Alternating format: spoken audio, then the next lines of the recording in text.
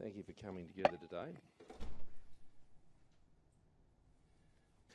Yesterday, a lone, violent, extremist Islamic terrorist, Hassan Khalif Shah Ali, sought to instill fear in our nation. Like those who tried before him, this terrorist failed, as will all others who share his twisted hatred of our nation. He was met with unflinching resolve, the bravery of police, the willingness of bystanders to stand up and to tend to each other, the professionalism of our emergency services, who didn't just tend the victim, but even the terrorist as well, reminding everyone what a decent, fair and humane people we are. By a generous nation. As a nation, we grieve today for a life tragically and violently taken. A fellow Australian who was felled in our streets by another Australian who had violated the trust and the opportunity gifted to him by a generous nation. We send our love and our prayers to the family who has suffered a great loss. To all of these Australians, I say thank you on behalf of our nation. As a nation, as well as the Victorian leader of the opposition, given the election that is underway there, I've got to address the real issue here. I've got to call it out.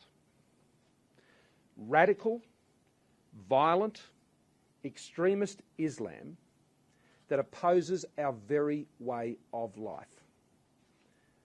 I'm the first to protect religious freedoms in this country, but it also means I must be the first to call out religious extremism.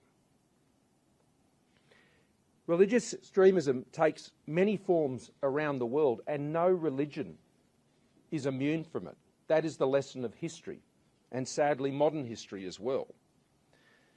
But here in Australia, we would be kidding ourselves if we did not call out the fact that the greatest threat of religious extremism in this country is the radical and dangerous ideology of extremist Islam. I applaud, and I know many of them personally, working in my own city here, as some of you may know, the brave and passionate Australians in the Muslim community who know that their children and their communities are at risk from these evil thieves who will come in and prey on their community, on their vulnerable people, on their children. Like all Australians, they want the best for their kids and their communities as well. But here in Australia, we would be kidding ourselves if we did not call out the fact. But there is a special responsibility on religious leaders to protect their religious communities and to ensure that dangerous teachings and ideologies do not take root here. I'm going to deal with this matter today.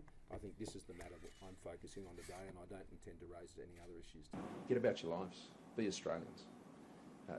We will never be intimidated by those who would seek to take away the very thing we value more than anything, and that is to live our lives in the way we choose to.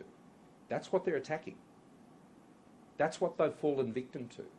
A dangerous ideology that says this is not how you live your life, in harmony with one another, in freedom, in liberty, with expression, where all faiths are respected and can live together happily.